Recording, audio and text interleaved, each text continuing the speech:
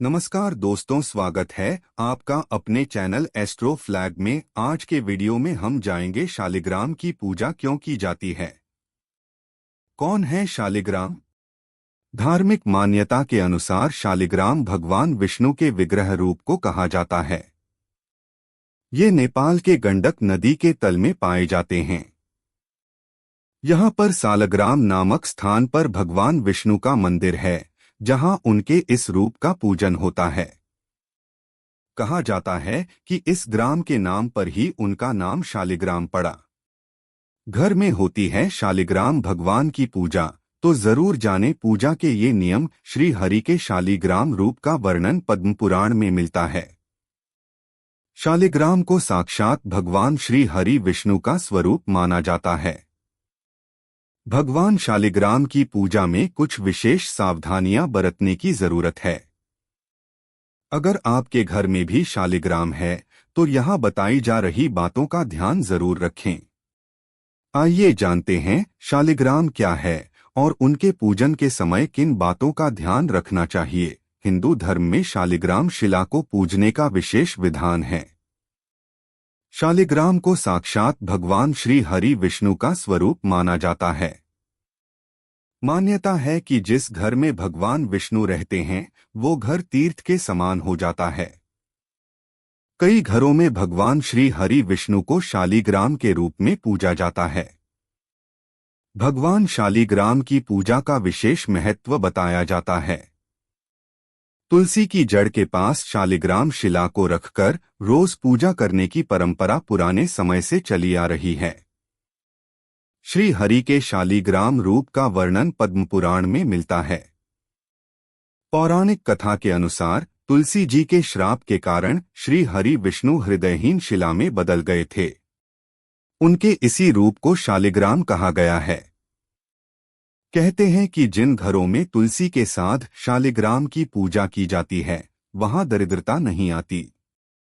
भगवान शालिग्राम की पूजा में कुछ विशेष सावधानियां बरतने की जरूरत है। अगर आपके घर में भी शालिग्राम है तो यहाँ बताई जा रही बातों का ध्यान जरूर रखें।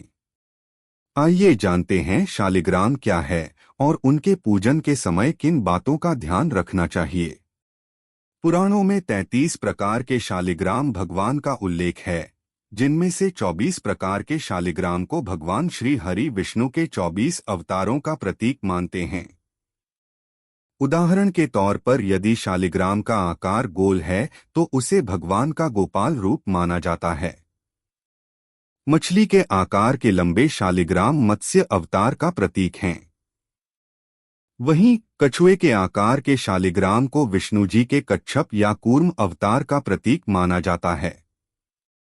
कहते हैं जहां भगवान शालिग्राम की पूजा होती है वहां श्री हरि विष्णु जी के साथ साथ महालक्ष्मी भी निवास करती हैं। विष्णु पुराण के अनुसार जिस घर में भगवान शालिग्राम हो वह घर तीर्थ के समान होता है। शालिग्राम को अर्पित किया हुआ पंचामृत प्रसाद के रूप में सेवन करने से सभी पापों से मुक्ति मिलती है। कैसे करें शालिग्राम का पूजन, इन बातों का रखें ध्यान। घर को पवित्र रखें और जिस स्थान पर शालिग्राम हो उसे मंदिर की तरह सजाएं। अपने आचार और विचार शुद्ध रखें। शालिग्राम की पूजा का क्रम टूटने न दें, यानी नियमित तौर पर शालिग्राम की पूजा जरूरी है। शालिग्राम महाराज पर कभी भी अक्षत नहीं चढ़ाने चाहिए। शास्त्रों में इसकी मनाही है, लेकिन अगर आप ऐसा कर रहे हैं तो चावल को हल्दी से पीला रंग से रंगने के बाद ही अर्पित करें। माना जाता है कि भगवान शालिग्राम की पूजा तुलसी के बिना पूरी नहीं होती है और तुलसी अर्पित करने पर वे तुरंत प्रसन्न हो जाते हैं। पूजा में शालिग्राम को स्नान कराकर चंदन लगाएं और तुलसी अर्पित करें। भोग लगाएं। कहते हैं जो व्यक्ति शालिग्राम पर रोज जल चढ़ाता है वह अक्षय पुण्य प्राप्त करता है। यदि आपके घर में शालिग्राम हैं और आप इनकी ठीक से देखभाल नहीं कर पाते हैं तो बेहतर होगा कि इसे किसी नदी में प्रवाहित कर दें या फिर किसी संत को दे दें। शास्त्रों में कहा गया है कि जो लोग तुलसी के साथ साथ शालिग्राम की भी रोजाना पूजा करते हैं, उस घर से दरिद्रता कोसों दूर रहती है। माना जाता है कि शालिग्राम की पूजा में तुलसी का पत्ता भगवान शालिग्राम के ऊपर चढ़ाने से धन वैभव मिलता है। कहते हैं कि कभी भी शालिग्राम की पूजा करते समय या शालिग्राम की शिला घर में रखते समय मांसमदिरा का सेवन न करें। यदि व्यक्ति ऐसा करता है तो निश्चित ही धन हानि और लड़ाई झगड़े बढ़ते हैं। मान्यता है कि घर में सिर्फ एक ही शालिग्राम की शिला होनी चाहिए। एक से अधिक शालिग्राम रखने से व्यर्थ के संकट आते हैं और आर्थिक हानियों का सामना करना पड़ता है। कहा जाता है कि शालिग्राम की पूजा हमेशा नहा धोकर और साफ वस्त्रों में करनी चाहिए। यही नहीं, पूजा के समय मन भी साफ होना चाहिए। मान्यता है कि यदि घर में शालिग्राम भगवान हैं तो उन्हें रोज पंचामृत से स्नान कराएं। इसमें दूध, दही, जल, शहद और घी शामिल होते हैं। इन सभी सामग्रियों से शालिग्राम जी को स्नान करवाकर इसे चरणामृत को प्रसाद स्वरूप ग्रहण करें। शालिग्राम को गंगाजल नहीं चढ़ाना चाहिए, क्योंकि गंगा जी शालिग्राम से निकली हैं। शालिग्राम की शिला को पंचामृत से स्नान कराने के बाद चंदन लगाएं और तुलसी दल अर्पित करें। ऐसा करने से भगवान विष्णु की कृपा बनी रहती है। शालिग्राम को नियमित रूप से भोग अर्पित करें। भोग लड्डू गोपाल को भोग लगाने की विधि में सात्विक भोजन को हो अर्पित करें। पूजा के दौरान शुद्ध मन से विष्णु जी की आरती करें और सम्मान पूर्वक शालिग्राम की शिला को भोग अर्पित करें। घर में शालिग्राम रखने के लाभ। शास्त्रों में कहा गया है कि जिन घरों में तुलसी जी के साथ शालिग्राम पत्थर की रोजाना पूजा की जाती है, उस घर से दरिद्रता कोसों दूर रहती है। साथ ही घर परिवार में सुख शांति भी बनी रहती है।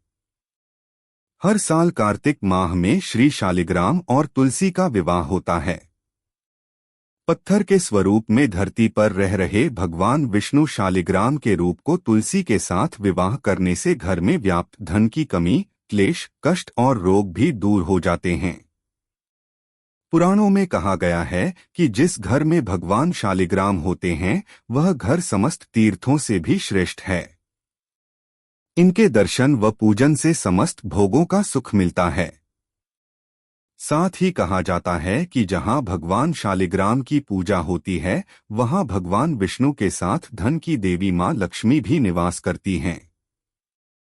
वहीं शालिग्राम शिला का जल जो अपने ऊपर छिड़कने से समस्त यज्ञों और संपूर्ण तीर्थों में स्नान के समान फल प्राप्त होता है।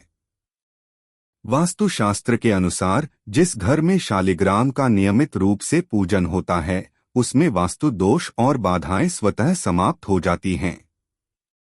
इसके अलावा जो भी जातक नियमित रूप से शालिग्राम शिला का जल से अभिषेक करता है, उसे समस्त सुखों की प्राप्ति होती है।